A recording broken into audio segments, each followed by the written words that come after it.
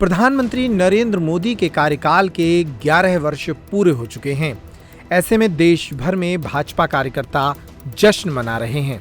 भाजपा के कार्यकर्ताओं का कहना है कि मोदी सरकार के 11 साल देश के लिए स्वर्णिम युग की तरह रहे। इस मामले में मंगलवार को भोपाल में मुख्यमंत्री डॉक्टर मोहन यादव और भाजपा के प्रदेश अध्यक्ष बीडी शर्मा ने एक प्रेस कॉन्फ्रेंस की। सबसे पहले सुनिए इस मामले में मुख्यमंत्री डॉक्टर मोहन यादव ने क्या कहा।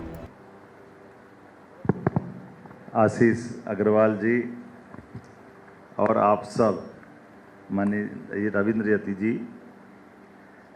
केवल कुछ चीज़ें अगर अपन देखेंगे तो ये हमारे बदलते दौर का एकदम से अपने सबके सामने, ज़्यादा पुरानी बात करें अगर तो वो तो ध्यान में आएगा ही सही।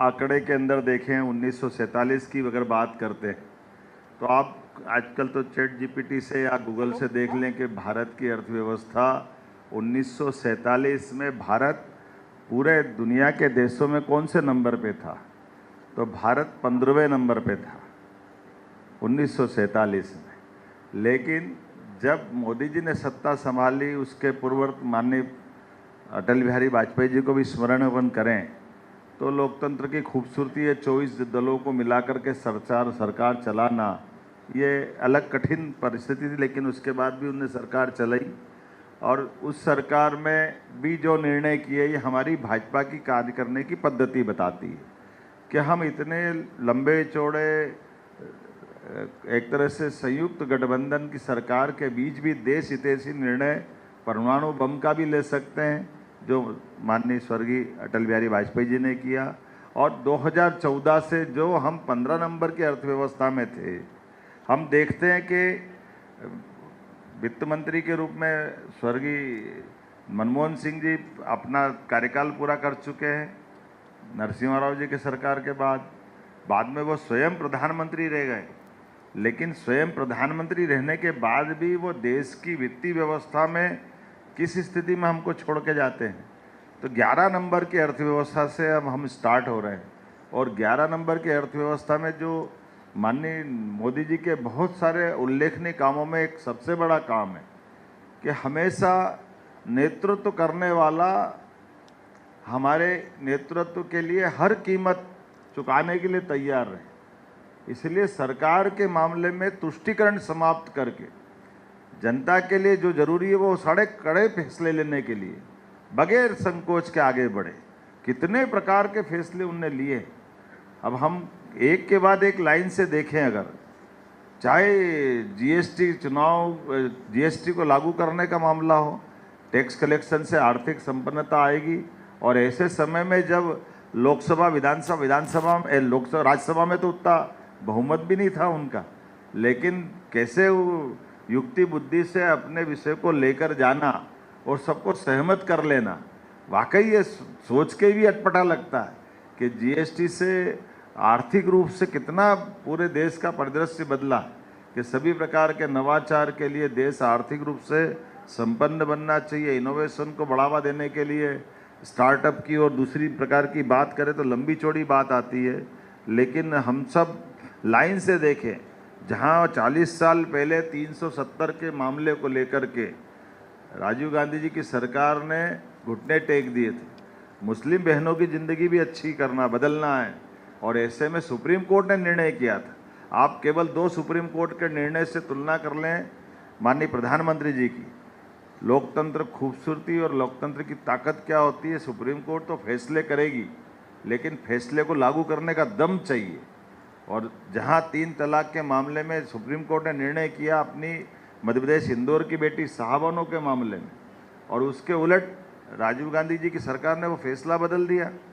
आरिफ मोहम्मद साहब अभी गवर्नर है, उस बात के गवाह हैं, जिन्होंने अपनी बात जिस ढंग से रखने का प्रयास किया था और जो उनके स्वयं के शब्दों में कभी आप सुनोगे तो बताएंगे अंदर की कहानी क्या है। लेकिन माननीय मोदी जी ने शुरू दिन से जो कहा कि हम हिंदू मुस्लिम में भेद नहीं करेंगे, हमारी हिंदू बहनों की भी ज़िंदगी में जो मदद कर सकते हैं वो करेंगे, लेकिन मुस्लिम बहनों की ज़िंदगी में भी अगर बदलाव लाना है, 3 तलाक के कानून से उनके लिए ज़िंदगी में अगर सुख का सवेरा आता है तो 3 तलाक कानून को बदलने की हिम्मत भी दिखाने का काम अगर किसी ने किया मोदी जी की सरकार ने किया। राम मंदिर के मसले पे अपन देखें, सुप्रीम कोर्ट ने तो फैसले पहले भी किए। कार्ड मैंने इंदिरा गांधी जी का अपन फैसला देख ले, उनका स्वयं का इलाहाबाद हाई कोर्ट का फैसला हुआ था, उसके बदले में उनने क्या दिया, आपातकाल लगा दिया। 3 तलाक का मैंने बताया था, सुप्रीम कोर्ट ने फैसला दिया।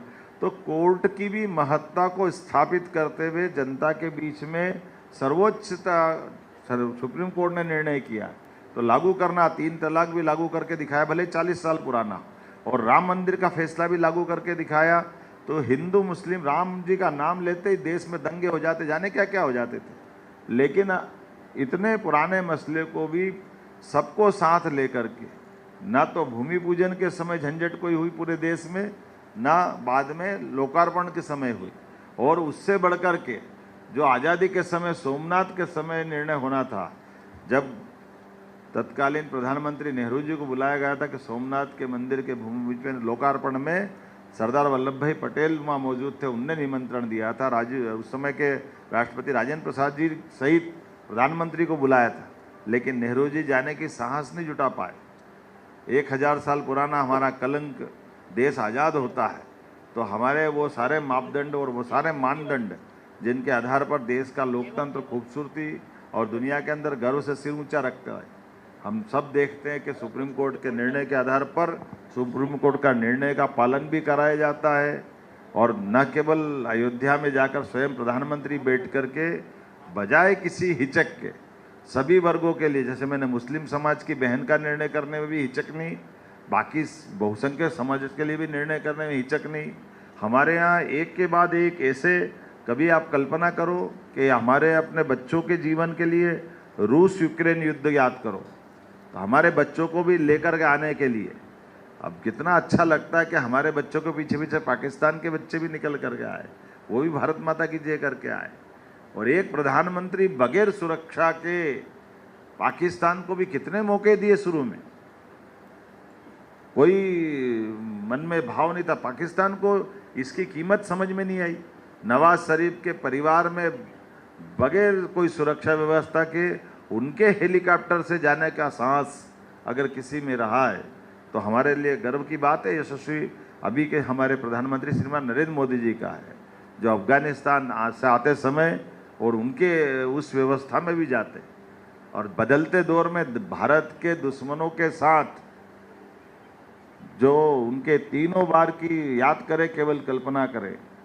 हमारे देश के अंदर आतंकवाद का तो ये जो फन कुचलने का या आवश्यकता तो पड़ गई थी, तो हमको मालूम है, भले ही बांग्लादेश बना हो, लेकिन बांग्लादेश के समय से पाकिस्तान ने 65 के वार के बाद जो परोक्ष नीति आतंकवाद को बढ़ावा देने वाली अपनाई, उस आतंकवादी की नीति के बारे में भी माननीय प्रधानमंत्री जी ने हमारे देश को, दुश्मनों को वो कहीं भी होंगे उनको छोड़ेंगे नहीं, ये जो नीति लाए हैं, इस नीति से देश के दुनिया के 3 एक देश है, अमेरिका, इजराइल और तीसरा भारत हो गया, जिसने दुश्मनों के घर में घुस करके आतंकवादियों को मार करके हिसाब चुकता किया। ये हमारे लिए 3 बार के कार्यकाल में उल्लेखनीय बात है, तीनों में कोई अंतर नहीं। 3 बार सेना को छूट दी, सेना को समय निर्धारित करना, कार्रवाई करने का अधिकार देना, ये वो उन देशों के बारे में जब कहते थे कि हम पाकिस्तान की बात कैसे करें, वो तो परमाणु संपन्न है, तो 14 से लेके 19 में भी परमाणु संपन्न था, 19-23 में भी था, और 23 से अभी भी परमाणु संपन्न है। लेकिन अगर आतंकवादी है तो उनसे व्यवहार कैसा करना चाहिए। धारा 370 हमारे विचारधारा का तो जनसंघ के ज़माने से जो धारा 370 की कठिनाई के बारे में बताया गया था कि धारा 370 का लगना इस देश में विभाजन की लकीर खींचने के बराबर है। उस धारा 370 के मसले को हम याद करें, उस समय विपक्ष के भाषणों को, खून की नदियाँ बह जाएगी, आग लग जाएगी, कहीं कुछ नहीं हुआ। जैसे राम मंदिर में हुआ ऐसा इसमें कुछ नहीं हुआ, सब कुछ सहजता के साथ हुआ और पूरी कानून व्यवस्था के साथ हुआ। और कितना 370 का महत्व तो तब और बढ़ जाता है जब कश्मीर के अंदर पहली बार उमर अब्दुल्ला, फारूक अब्दुल्ला, मुफ्ती मोहम्मद सईद, उनकी पार्टी, अब लाइन से देखो तो हुर्रियत कॉन्फ्रेंस से लेके सारे लोग, औरतों और ओवैसी तक कितनी अच्छी बात कर रहे हैं। ये तो आश्चर्य हो रहा ना। ये है देश की देशभक्ति। देश का नायक जब शक्ति संपन्न होता है, सरकार सक्षम होती है, तो ये अनुकूलता बन जाती है। अदरवाइज ये सब पाकिस्तान की तरफ बोलने वाले लोग। खुद मोहम्मद अब्दुल्ला ने जो फारूक अब्दुल्ला जी ने जो बात कही है कि मैं ये बात कहता था कि पाकिस्तान से बात करो, लेकिन अब मैंने पहलगांव के बाद तय कर लिया पाकिस्तान से बात नहीं। ये बुद्धि का सद्बुद्धि कहाँ से आ गई? ये हमारी देश के नायक ने सेना के माध्यम से जो अंदर का कॉन्फिडेंस खड़ा कर दिया, इसने पूरा वातावरण बदल दिया। ये गुट निरपेक्षता की बात तो आज़ादी के समय से करते आए थे, लेकिन गुट निरपेक्षता की स्थिति कैसी थी? कहने के लिए हम गुट निरपेक्ष थे, लेकिन होता क्या था? गुट निरपेक्षता ये होती है अमेरिका से भी हम अपने लिए जो व्यवहार रख रहे हैं, लेकिन रूस से भी, रूस यूक्रेन युद्ध में तेल खरीदने के लिए अपने रुपये से तेल खरीद लेना, कहीं दबने का काम नहीं। इसलिए दुनिया में तेल के भाव कहाँ से कहाँ चले गए, पेट्रोल गैस के। लेकिन हमारे लोगों के लिए आज तेल कंपनियों के माध्यम से पूरे देश के लिए क्या माहौल है, हम सब एक लाइन से देखते चले जाएं। अभी अभी इस युद्ध में देखा है क्या क्या कहते थे पहले माननीय मोदी जी की सरकार के पहले।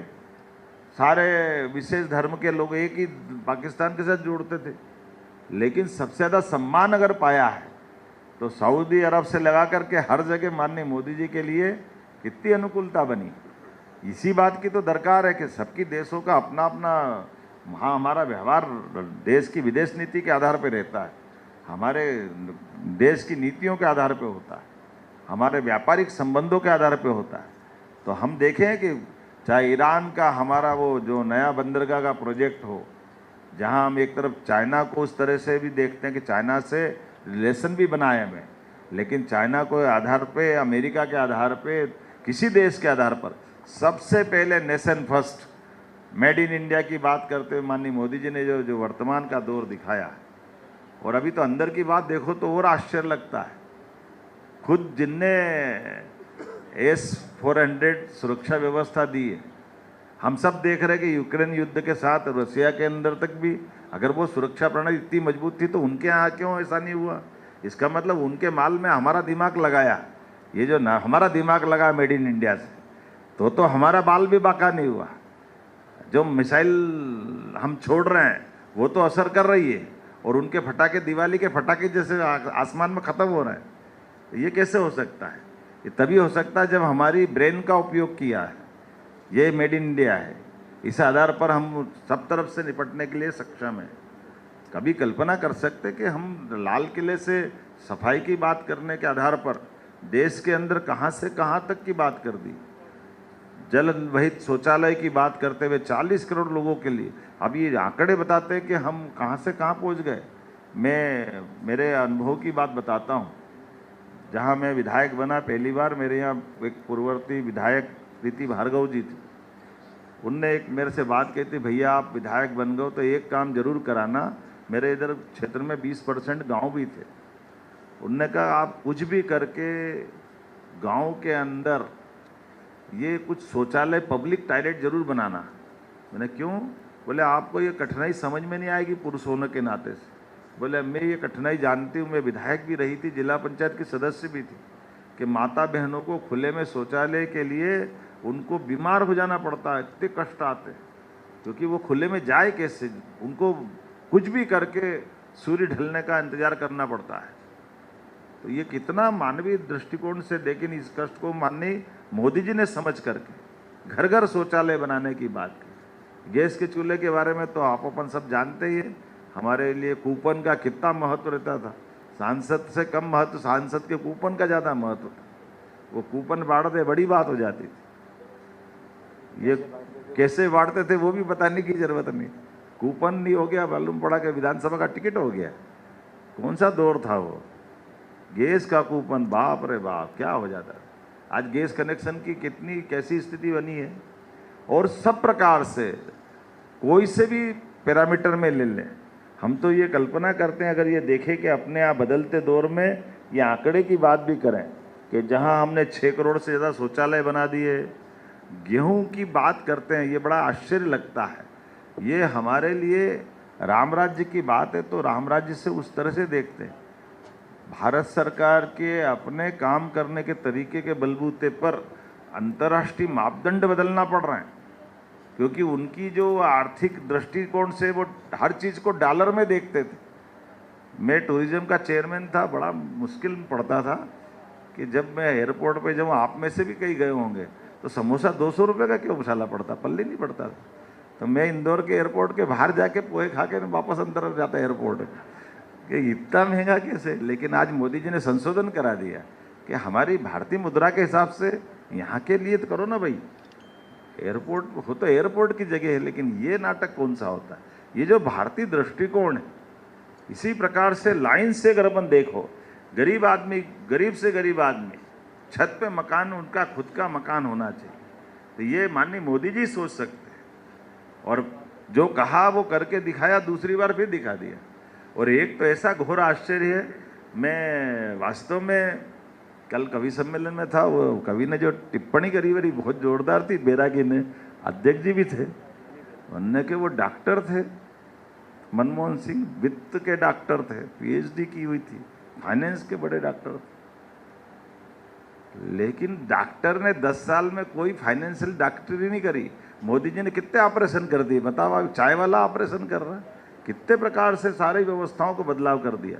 डिजिटली पेमेंट करना, ये अभी अमेरिका में भी नहीं हुआ है कि सब्जी वाला, चाय वाला, फल वाला, सबको अपने डीबीटी का कितना लाभ मिल रहा है। गरीब से गरीब आदमी को उसका हक का पैसा मिल जाए। ये तो वाकई ऐसे स्टार्टअप को सबको प्रोत्साहन दिलवाना, कितने प्रकार की व्यवस्थाओं को बढ़ावा दे रहे हैं। लाइन से जितने प्रकार से हो सकते हैं। और 5 लाख का इलाज तो मेरे पास स्वेच्छा निदान अनुदान का मामला बहुत सारा परवार ही निपट गया, नहीं तो बड़ी संकट चल रहे थे। क्योंकि गरीब आदमी हॉस्पिटल पास में, उसको इलाज कराना है। आयुष्मान कार्ड में तो मध्य प्रदेश देश का नंबर 1 हो गया, बहुत बड़ा काम कर दिया।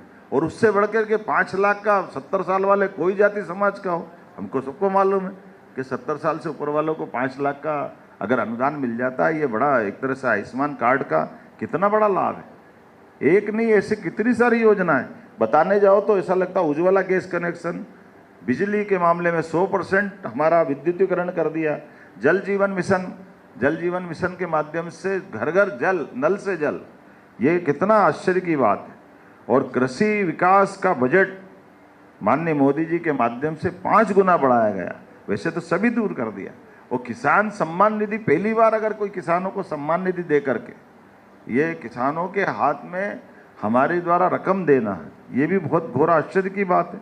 80 करोड़ जनता, 80 करोड़ में 100 से ज़्यादा देश आ जाते हैं दुनिया के। ऐसे में 80 करोड़ से ज़्यादा लोगों को 10 साल तक, अभी वापस फिर 2028 तक तो कर ही दिया उन्होंने, तो सबको निःशुल्क अनाज देना, गेहूं चावल जो देना, ये कोई छोटी मोटी बात नहीं।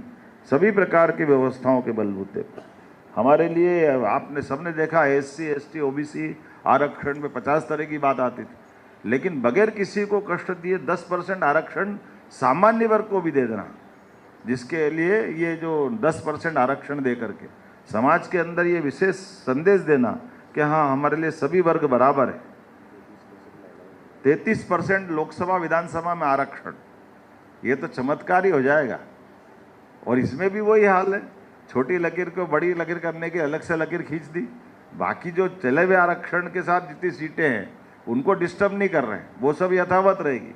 लेकिन परिसीमन के आधार पर 33% लोकसभा विधानसभा, और लोकसभा विधानसभा भी नहीं, सैनिक स्कूल में भी गुंजाइश दे रहे हैं, सभी प्रकार के आर्मी में और फोर्स में भी गुंजाइश देना, बहनों के लिए तो ये गजब ही हो गया। सेना में कमीशन, महिलाओं में पायलट, NDA में भर्ती, जो आमतौर पर पुरुष प्रधान माने जाते थे, प्रत्येक जगह भविष्य में हमारी देश की आधी आबादी की चिंता करना, ये कम बड़ी बात नहीं। हमारे यहाँ रेलवे के मामले में रेल का अलग बजट, और रेल मंत्री अपने यहाँ ही 2-3 रेल खोल दें, बहुत भारत माता की जय, सब हम देखते थे। कभी वो बंगाल, कभी वो बिहार, इसलिए रेल मंत्री में ही चलता था। रेल के बजट को मूल बजट से मिला करके रेल कितनी उपयोगी हो सकती है, कभी कोई भी कल्पना करी कि रेल की 2 पटरी हो जाए तो बड़ी बात है, अब तो 3 ने 4, यही अपने मध्य प्रदेश तक आ गई, 4 सबसे ज़्यादा। और इंदौर मनवाड़ 18,000 करोड़ से ज़्यादा की तो एक नई दुनिया खुल जाएगी अपने यहाँ से। अपने यहाँ मध्य प्रदेश में तो रेल के माध्यम से केवल कल्पना करें, अभी रेल चलती दिल्ली से, और अगर उसको बम्बई जाना है तो रेल चल के आएगी ग्वालियर, ग्वालियर से आगे झांसी के यहाँ से अपने यहाँ आगरा, और ग्वालियर होते हुए भोपाल, भोपाल से इटारसी, इटारसी फिर खंडवा जाएगी और फिर उधर निकलेगी। अरे काहे की ज़रूरत है भाई। अब ये मनमाड़ की ट्रेन डली, लाइन डली कि सीधे वहीं से ग्वालियर से ये जो गुना का हमारा सूखा ट्रैक है, ये मेन ट्रैक में आ जाएगा सीधा इंदौर, और इंदौर से सीधे निकाल दो बम्बई तरफ, तो लगभग 200 किलोमीटर से ज़्यादा 250 किलोमीटर का एरिया बचेगा, एक पूरा नया क्षेत्र खुल जाएगा। तो एक एक रेल लाइन कहाँ कहाँ से कैसे कैसे हो सकती। एयरपोर्ट हम तो भाग्यशाली हैं। मैं अभी बिहार गया था, बिहार में कुल जमा अभी आज की स्थिति में 3 एयरपोर्ट काम कर रहे हैं। आज हमारे पास 8 एयरपोर्ट हो गए, सतना और दतिया जोड़ दे तो। और अभी पाइपलाइन में तो अभी उज्जैन और शिवपुरी को अलग अनुमति मिल गई, और ऑलरेडी काम करने वाले हैं। जहां हमारा जेट उतर जाते हैं वो नीमच, मंदसौर, रतलाम, सिंगरौली, उमरिया, ये तो अभी हम उसमें रीजनल कनेक्टिविटी में केवल नाम डलवा देंगे, ऑलरेडी बने बनाए हैं, इन पे काम भी चल रहा है। तो 16 एयरपोर्ट हमारे आज की स्थिति में बन रहा है। एयरपोर्ट को ढूंढ करके रीजनल कनेक्टिविटी देना ये मामूली बात नहीं है, और हमारे जैसे इतने बड़े राज्य के लिए तो बहुत बड़ी बात है। प्रति व्यक्ति आय में 67% की वृद्धि, विदेशी मुद्रा भंडार में 135% की वृद्धि, टैक्स पेयर्स आधार में 127% की वृद्धि, डायरेक्ट टैक्स कलेक्शन में 238% की वृद्धि, बगैर कोई झंझट के बहुत सरलता के साथ आर्थिक रूप से संपन्न करते हुए। और बजट में भी आधुनिकता भी है, पारदर्शिता भी है, और वो ब्रिटिश कालीन फालतू का नाटक छोड़ करके बजट पर खुल के चर्चा भी होती। ये जो क्या मालूम क्या नाटक चलता था पहले, भगवान जाने। ये सारी चीज़ों में लखपति दीदी कार्यक्रम, स्वयं सहायता समूह को मदद करना, चंद्रयान, अब ये वैज्ञानिक अगर कोई कारण से असफल भी होता, जब रिसर्च करते हैं तो असफल को भी गले लगाना वहाँ जा कर के प्रधानमंत्री स्तर पर, तो फिर तो कहाँ से कहाँ पहुँच जाएंगे। रिसर्च नहीं तो मालूम पड़ा जांच बिठा दो, कहाँ से पैसे का नुकसान कर दिया। सरकारी जो नाटक रहता था, किसी का भी कोई हो गया तो अभी तो खोजे, हुई हुई नहीं हुई, भाई क्या करेंगे। लेकिन अब इसका परिणाम क्या है, पहले हमारे विमान वाहक पोत कहाँ से आ रहे हैं साहब, जो जहाँ से रिटायर्ड करके कंडम घोषित कर दे वो भारत में भेजते थे, और हम उसको अपना थोड़ा सुधार कर कुरा के काम चलाते हैं। आज की स्थिति में 100 से ज़्यादा देशों में रक्षा के सभी प्रकार के उपकरण और सारी व्यवस्था में निर्यात की स्थिति में हम आ रहे हैं। ये अपने आप में बहुत बड़ी बात है। आप कभी अंदाज लगा लो, हमारे देश का सोना स्टेट बैंक ऑफ इंग्लैंड के अंदर आज़ादी के समय से इस सुरक्षा के आधार पर कि हमारे देश को, और मालूम पड़ा कि वो ऐसी अर्थव्यवस्था बनी थी कि आते आते सारा विदेशी मुद्रा भंडार खत्म हो गया। और वो दौर याद करो नरसिम्हा राव जी के थोड़े से आगे पीछे का, कि जब हमारा अपना सोना गिरवे रखना पड़ा। ऐसे में जब हम अपने आप में सबल, सक्षम और समर्थ बन रहे हैं, तो जो 766 टन सोना था, माननीय मोदी जी के नेतृत्व में न केवल 100 टन बढ़ाया, बल्कि धीरे से पता ही नहीं चल रहा, और अब केवल 300 टन वहाँ पड़ा, बाकी सब अपने देश में ले आए। जब देश सक्षम हो रहा तो क्या अपना सोना अपन नहीं रख सकते, इसमें क्या बड़ी बात। लेकिन चूंकि वो उनके पास रहता तो कभी कोई कारण से अपने संबंध 19 हो गए तो वो अपने हमको ब्लैकमेल करेगा। तो एक एक चीज़, अपनी चीज़ अपने पास होना कितनी बारीकी से देखो। हम याद करो चाइना का, आपने सबने देखा वो दौर कि चाइना के साथ कोई बात पे हुई तनातने तो कोई बैठे, हमने अंगद का पाँव सुना था, वो पता नहीं भगवान राम के काल की बात थी, लेकिन हमारी सेना का अंगद का पाँव जब तक, और किसके लिए, पड़ोसी देश भूटान के लिए, हमारे स्वयं के लिए नहीं। तो हम हमारे साथ खड़े देश को भी ये विश्वास दिलाने में सक्षम हो रहे हैं कि आओ हमारे साथ, हम आपकी चिंता करेंगे। भूटान के साथ भी वो करा, लंका के साथ भी वो करा। श्रीलंका की वित्तीय व्यवस्था सब खत्म हो गई थी, कहाँ की स्थिति में पहुँच गया था। आज श्रीलंका को उसके कर्ज जाल से निकालते हुए अपने साथ खड़ा करने का काम कर रहे हैं। अभी हमने देखा पाकिस्तान के साथ तनातनी में, अफगानिस्तान हमारे साथ दिख रहा है। ये जो कई सारे निर्णय, अब मैं कितनी सारी बातें बोलूं, ऐसा लग रहा प्रेस कॉन्फ्रेंस में तो भाषण हो जाएगा। तो मैं उम्मीद कर रहा हूं कि कुल मिलाकर के यशस्वी प्रधानमंत्री ने जितने प्रकार से काम किया है, मैं अपने मध्य प्रदेश के संदर्भ में भी देखता हूं, तो मध्य प्रदेश के संदर्भ में भी माननीय प्रधानमंत्री जी ने नदी जोड़ो अभियान, हम कभी केन बेतवा नदी जोड़ो अभियान की केवल माननीय स्वर्गीय अटल बिहारी वाजपेयी जी के समय एक सपने की बात थी, और साध्वी उमा भारती जी ने कितनी बार इस बात को लेकर लड़ाई लड़ी, लेकिन वो हो ही नहीं पाया था। अब न केवल हुआ बल्कि हमारे सामने भूमि पूजन भी हो गया, और उससे बढ़कर 1 लाख करोड़, ये बात सही, केन बेतवा अगर हमारे बस की बात हो, इतना पैसा कहाँ से लाए, लेकिन हमको केवल 5% मिलाना और 5% यूपी को मिलाना। तो एक हमारा उधर हो गया, दूसरा पीकेसी योजना राजस्थान के साथ हो गया, तीसरा आपको मालूम देवेंद्र फडणवीस जी भी आगे गए। तो ये जो राज्यों के आपस के संबंध भी सौहार्दपूर्ण होना चाहिए, राज्य से राज्य की लड़ाई नहीं होना चाहिए, आम जनता के लिए देश के अंदर ये सकारात्मक संदेश जाने का मामला ये केवल मोदी जी कर सकते हैं, और इनका देश के साथ भी, देश के अंदर भी और देश के साथ भविष्य के दृष्टि से एक दूसरे के साथ संबंध बनाते हैं। और कोविड की तो बात ही क्या कहना है, कोविड के समय इतने कठिन काल में एक प्रधानमंत्री डंके की चोट आके के हाँ लॉकडाउन करता हूँ, सच मानो मैं भी उस दिन अपने मन में तो बहुत ऐसा हो गया था कि माननीय मोदी जी बहुत बड़ा निर्णय कर रहे, भगवान करे ये, क्योंकि रेल बंद, बस बंद, आकाशवाणी बंद, आकाशवाणी के गाने भी बंद हो गए। मैं साले गाने में क्या घुस गया, मेरे तो पल्ले ये आज तक नहीं पड़ा था, लेकिन आकाशवाणी में केवल समाचार आ रहे थे, ऐसा डरावना दृश्य था। लेकिन उस डरावने दृश्य के बाद भी धीरे धीरे करके देश के अंदर हमारी हेल्थ की स्थिति बहुत अंदर की, अगर वो लॉकडाउन नहीं होता तो वाकई बहुत चुनौती का समय था, लेकिन उस लॉकडाउन के समय को निकालना धीरे धीरे करके और समान रूप से दवाई बनाना, मैं भी साइंस का स्टूडेंट रहा हूँ, कभी हमने सोचे नहीं एक साथ सब पे प्रयोग करा दो, मेंढक पे भी करा दो, कसारे पे भी करा दो, उस पर भी करा दो, और डिसेक्शन करते हुए सबके रिजल्ट 8-9 महीने में दे दे, ये दवाई बन जाए 8-9 महीने में। 10-15 साल के पहले दवाई नहीं बनती, लेकिन न केवल दवाई तैयार हो गई हमारी, जबकि जान भी बच गई, और कई सारे लोगों को क्या याद करे, केवल मैं उसको उनकी भावना समझ के खाली कह रहा हूँ, एक छोटा सा देश का राष्ट्रपति भी मोदी जी के चरण छू करके वो जो सम्मान बढ़ा रहा, सच्चे अर्थ में मोदी जी ने का पूरे देश का सम्मान बढ़ाया, जो हमारी जियो और जीने दो की भावना खाली बोलते नहीं, ऐसे 100 से ज़्यादा देशों को मदद करने का काम माननीय मोदी जी ने जो किया है, वाकई में उनकी सराहना भी करता हूँ, और अद्भुत जो उनका अपना तरीका रहा है। और हम सब याद करें एक एक करके उनके शब्दों को। 150 से ज़्यादा देशों में वैक्सीन भेजी है, 48 देशों को पूरी तरह मुफ्त रूप से वैक्सीन उपलब्ध कराने का काम किया। नेपाल में भूकंप आ जाए, अफगानिस्तान में तालिबान के संकट में भी हम सब देख रहे हैं, अमेरिका ने जहाज पहुंचा तो लोग पहिए पकड़ के लटक गए थे, ऊपर से मरने वाले कैसे दिख रहे थे। और कौन सा जहाज था वो तो माल वाला सब जहाज था, जिसमें माल भरते थे, उसमें मनुष्य ले गए।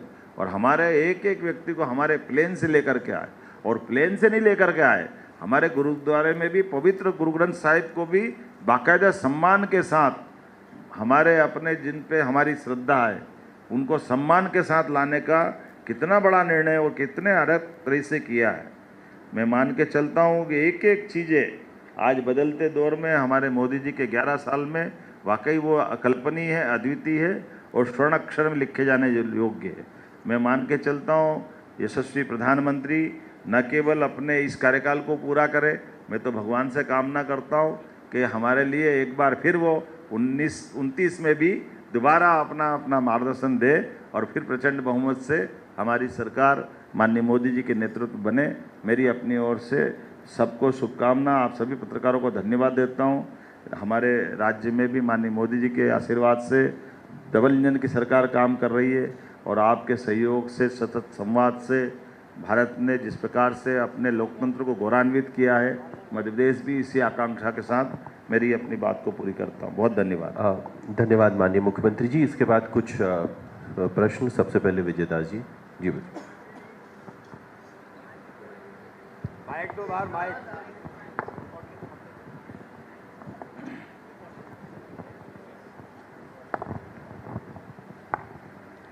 ग्यारह साल प्रधानमंत्री, जिसमें मात्र 1.5 साल डॉक्टर मोहन यादव के हैं और 10 साल शिवराज सिंह चौहान और 15 महीने कमलनाथ जी।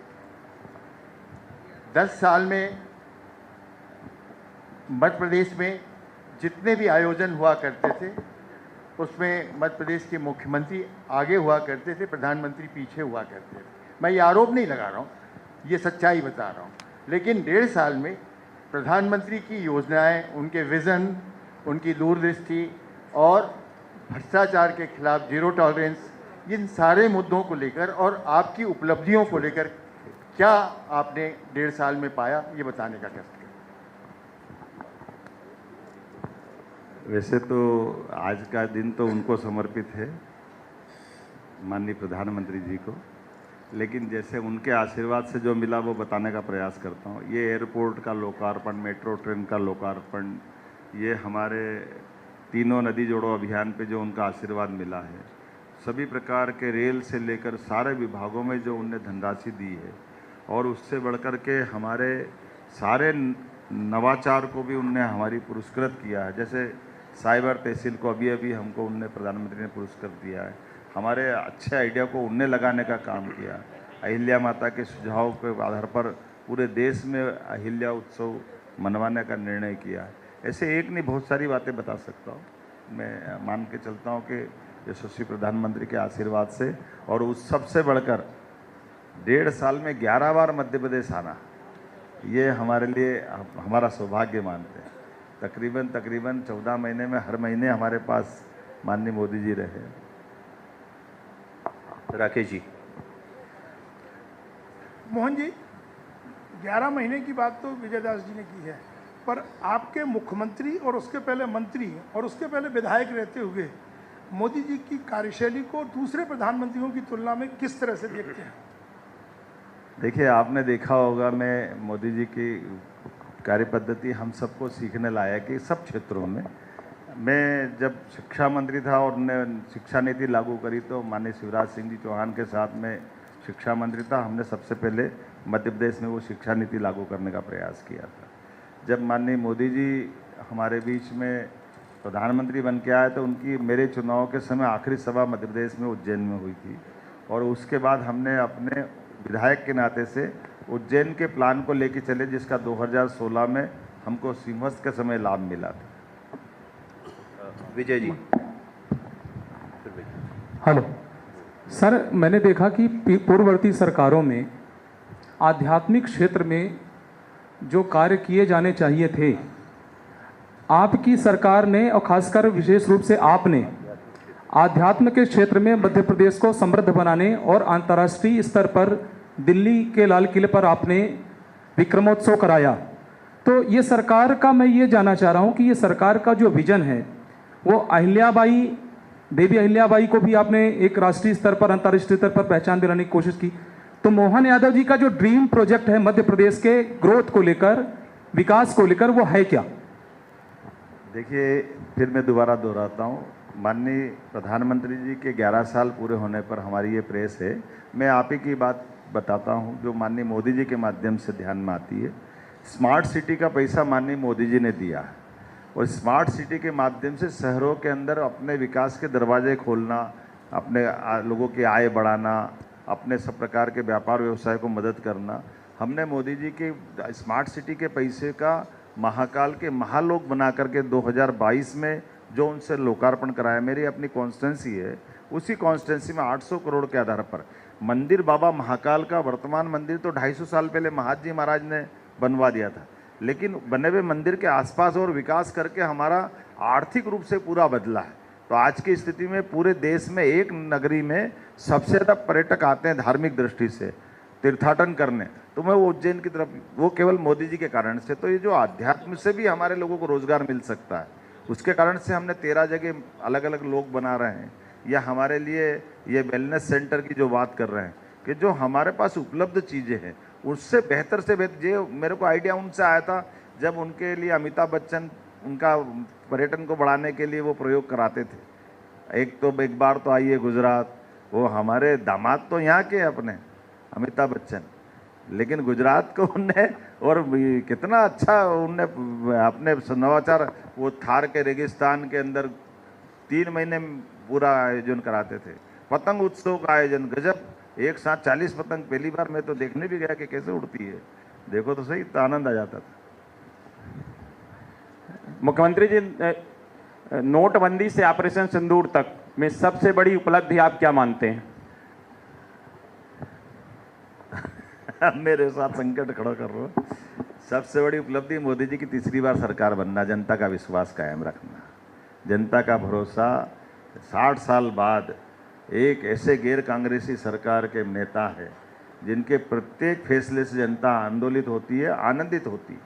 इसीलिए तो आप देखिए, इतनी ज़बरदस्त चुनौतियों के बीच भी भारत के लोकतंत्र को गौरवान्वित करते हैं। आप आसपास में देखो, केवल इतना देख लो, भारत के आसपास के सारे देशों में, कहीं अफगानिस्तान में तो हमने वो खराब दौर देखा जब राष्ट्रपति जी को फांसी पे टांग कर लोग मार गए। अपने यहाँ बगल में बांग्लादेश से प्रधानमंत्री को भाग के यहाँ आना पड़ा। श्रीलंका में हालत क्या हो गई। ये साउथ एशिया की हालत है, और पूरे और आगे बढ़ो तो पूरे एशिया में क्या हाल हो रहा है।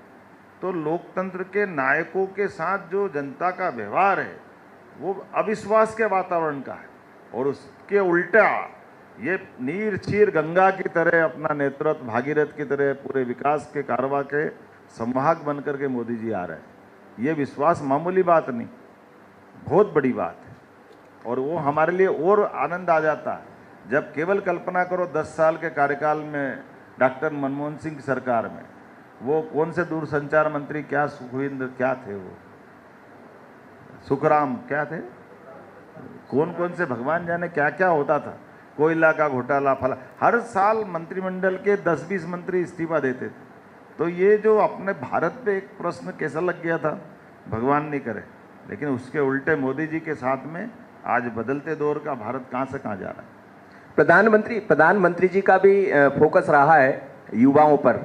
डॉक्टर मोहन यादव का फोकस भी युवाओं पर है। GIS जैसे आपने कई बैठ के लिए कई कार्यक्रम किए, कहाँ पहुँच पा रहे? जब डबल इंजन की सरकार की बात करते हैं तो युवाओं को लेकर जो कल्पना है आपकी, अभी तक कहाँ तक आप रास्ता तय कर पाए और क्या समझ पा रहे हैं? जो कल्पना लेकर आप आगे बढ़ रहे हैं वो पूरी हो रही?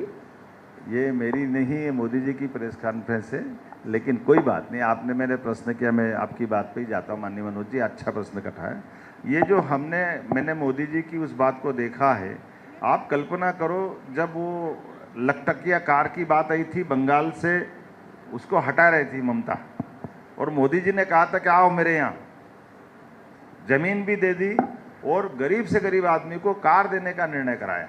ये मामूली बात नहीं थी। और उसके आधार पर उनने जो अपने राज्य के अंदर आर्थिक व्यवस्था खड़ी करी, औद्योगिकरण करते हुए, इससे पूरा माहौल बदला।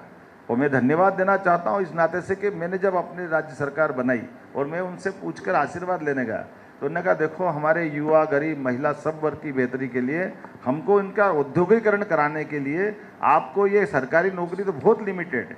अपनी सरकार में कुल जमा 10 लाख सारे पद हैं और आबादी 9 करोड़ है।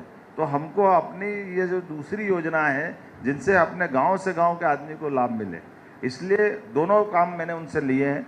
एक तो हमने औद्योगिकरण का लिया, दूसरा ये जो खेतों के अंदर नदी जोड़ो अभियान के माध्यम से सिंचाई का रकबा बढ़ा के गरीब से गरीब गाँव के आदमी की भी ज़िंदगी बदले, गाँव की भी हालत सुधारे, और दूध उत्पादन करते हुए, क्योंकि कई जगह तो ज़मीन भी अब फॉरेस्ट का एरिया है अंदर, गांव तो बसे लेकिन खेती नहीं कर पा रहे हैं, तो दूध उत्पादन के आधार पर वो अपनी आय बढ़ा ले। तो अमूल का जो उनका उदाहरण है गुजरात का, इसलिए नेशनल डेयरी डेवलपमेंट बोर्ड के साथ MOU करते हुए हमने कहा 9% से 20% तक ले जाएंगे। दूध उत्पादन से भी ज़बरदस्त आय बढ़ जाती, और ये मान के चलो कि ये चमत्कार होने वाला युवाओं की दृष्टि से। इसलिए सभी प्रकार के मेडिकल कॉलेजों की संख्या बढ़ाते हुए, सभी प्रकार के टेक्निकल कॉलेजों के, और ख़ास करके केवल कागज़ की डिग्री के बजाय तकनीकी रूप से दक्ष होकर के युवा अपनी ज़िंदगी बनाए, इस पर काम। राजेश सिरोठिया जी। मोहन जी नमस्कार। आखिरी मोहन जी नमस्कार।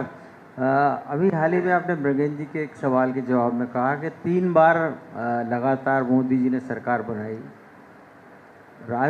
राहुल गांधी ये कह रहे हैं कि मोदी अपनी उपलब्धियां खुद क्यों नहीं बना रहे, नड्डा जी से या VD शर्मा जी से या मोहन यादव जी से क्यों करा रहे हैं।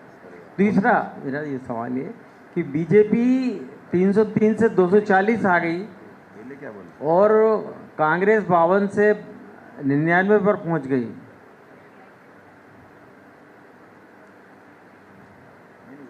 कांग्रेस 52 से 99 पहुंच गई और बीजेपी 303 से 240 आ गई तीसरी बार। तो इसमें आप राहुल गांधी को ज़्यादा जब तारीफ करेंगे कि मोदी की, क्या? ये दो प्रश्न है ना, आपने दो ही है ना, आपने तीन बोले थे, मैं तीसरा ढूंढ रहे थे, कहाँ गया वो? एक प्रश्न तो जैसे आपने कहा कि अपनी उपलब्धि मोदी जी खुद क्यों नहीं बताते। ये मैं परीक्षा में अपने पिताजी के आशीर्वाद से परीक्षा देके पास होकर आ रहा हूँ, और पिताजी को मेरे बारे में अच्छी बात करने के लिए मौका मिले तो मेरा परिवार का सुख है ना। अब राहुल मोदी जी को ये भी नहीं समझ पा रहे कि हमारी राष्ट्रीय पार्टी है, और ये वो पार्टी है जिस पार्टी के लिए जो अध्यक्ष बनता उसका घर में भी कोई अध्यक्ष नहीं बना होगा, उनके अपने खानदान से ही बनता।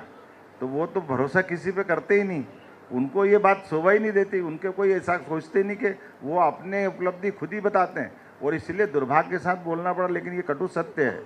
आज़ादी के बाद जितनी योजनाएं चालू हुई वो नेहरू जी से शुरू करके इंदिरा जी से राजीव गांधी से राहुल गांधी, इंदिरा गांधी, सोनिया गांधी, वो किसी पे भरोसा योजना के नाम पे भी नहीं करने को तैयार। तो ये उनका संकीर्ण दृष्टिकोण है। और माननीय प्रधानमंत्री का उदार, और ये संगठन की रचना इतनी बड़ी है कि दुनिया की सबसे बड़ी पार्टी को बनाने को देखने का भी गौरव किसी को मिला तो माननीय मोदी जी के अपने कार्यकाल में मिला। भाजपा दुनिया की सबसे बड़ी पार्टी बनी। इतना ही नहीं, आज की स्थिति में एकमात्र ऐसे प्रधानमंत्री है जो लगभग 21 से ज़्यादा अपने राज्यों के मुख्यमंत्री वो या उनकी पार्टी से मिले हुए दल सरकार चला रहे हैं। ये लोकतंत्र की, लेकिन ये भी एक बात सही है कि जो आप कह रहे हैं कि सीटें बड़ी घटी, तो हमारे लोकतंत्र में यही तो खूबसूरती है जिसके आधार पर अड़ोस पड़ोस के देश सपना देख रहे हैं, डर रहे हैं। हमारे यहाँ कोई, ये उनको भी जवाब है जो ईवीएम पे प्रश्न, टेक्नोलॉजी पे प्रश्न लगाते हैं कि भैया जनता जो वोट देगी वो तो दिखी रहा ना सामने, हम क्या करें। लेकिन सरकार बनने के बाद निर्णय करने के लिए निर्णय करने वाला नेता कैसे होना चाहिए, ये मोदी जी से सीखने लायक है। आप सभी मोहन जी एक क्वेश्चन चलिए, किसी मातृशक्ति का नहीं हुआ है तो सुचंदा जी से समाप्त करते हैं जी। मोहन जी, आपने अभी मेंशन किया पोखरान ब्लास्ट, पोखरान का ब्लास्ट कैसे हुआ हम सब जानते हैं। बाहर अमेरिका के लोग बैठे रहे ऑफिशियल्स, और अंदर अटल जी मीटिंग करते रहे। जब तक मीटिंग खत्म हुई तब तक पोखरान का ब्लास्ट हो चुका था। इस बार आपको लगता नहीं है कि हम लोग सीज फायर थोड़े ज़्यादा जल्दी कर दिए? ये देश का पूरा सारे नागरिक ये सोच रहे थे कि इस बार कश्मीर का मुद्दा रिजॉल्व हो जाएगी, मगर इतना जल्दी सीज फायर करना चाहिए थी क्या? फ़ोन उतना जल्दी उठाना चाहिए थी? ये आपका प्रश्न है कि भाव है? नहीं, भाव तो सबका नहीं, है। मैं बताता हूँ। ऐसे करेंगे तो अखंड भारत कैसे बनेगा? दीदी, प्रश्न हो गया ना, बैठिए। देखो भाई दीदी, मैं आपकी बात को दूसरे ढंग से बताता हूँ। आप ये मान के चलो, पोखरण के विस्फोट के समय जो मैंने अटल जी की कठिनाई बताई थी, कि अटल जी की कठिनाई ये थी कि अमेरिका, जमाने भर के लोग, वो सब जिसको जो करना था, लेकिन अंदर के मन की इच्छा शक्ति अटल जी की इतनी मजबूत थी कि हमारे वैज्ञानिकों को भी आर्मी की ड्रेस पहना करके वहाँ उनने रिसर्च करने के बलबूते पर पोखरण कराया। और आप ये भी देखो, उल्टा बदलते दौर में हमारे यहाँ टाइगर हिल पे कब्जा हुआ तो कितने महीने युद्ध चला हमारा? 3 महीने। उस असाधारण से असाधारण मामले को भी, लेकिन बार बार ये हमको देख के रखना पड़ा कि हमारी सीमा में हम रहें। ये भी माननीय अटल जी की उस समय की जीत भी थी, लेकिन हमारी ये जो बहुमत की सरकार न होने की जो कठिनाई होती है उसकी मर्यादा थी। और आज बदलते देर में देखो, 1 बार 2 बार 3 बार, याद करो मोदी जी ने कहा कि पाकिस्तान ने बहुत बड़ी गलती कर दी, उसको कीमत चुकाना पड़ेगी। अभी बोला कल्पना से बाहर हम बदला लेंगे। तो ये जो, लेकिन एक बात ये महत्व की है कि आज अपनी टेक्नोलॉजी ऐसी बदल गई कि हम अपनी सीमा में सैनिकों के साथ बाउंड्री भी पार नहीं कर रहे हैं और दुश्मन को टेक्नोलॉजी से मार करके घर आ रहे हैं। ये कम बड़ी बात नहीं। और वो भी कहाँ मार रहे हैं? उस परमाणु शक्ति संपन्न देश के अंदर वहाँ मार रहे हैं जहाँ से उसके परमाणु बम की दूरी किलोमीटर में नहीं, फीट में है, और वहीं तोड़ के मार रहे हैं। तुम चला ले बम, कहाँ से चलाएगा, तेरा एयरपोर्ट तोड़ दिया है। तो ये जो हवाई अड्डे से लाके मारने की जो दम होना चाहिए, उसकी कमर तोड़। तीसरी आखिरी महत्व की बात, अपने सीमित समय में भारी मार मार करके व्यक्ति को आड़ा कर देना, जिसको कहते पलक झपकते ही दुश्मन को ध्वस्त कर देना। इसीलिए आप देखो कि पाकिस्तान की तरफ से सीज फायर की बात आई, ये कम बड़ी बात नहीं। दोनों बार में पाकिस्तान ने सीज फायर की बात नहीं की थी, इस बार हिमाकत की थी उसने। तो ये जो अपने आप के देश के दुश्मनों के साथ निपटने का मोदी जी का तरीका, और उसके बाद भी आप देखिए हमारे माननीय प्रधानमंत्री ने अभी भी हर सभा में बोलते हैं, ये इस बात को पाकिस्तान के प्रधानमंत्री कैसे कहते हैं, वो कैसे कैसे बोल रहे हैं, मोदी जी जरा समझ के बोलना चाहिए, समझ के बोलना चाहिए। तो ये विचारगी की भाषा क्यों आ गई? क्योंकि उनके अंदर विचारगी इसलिए कि उनको मार पड़ी।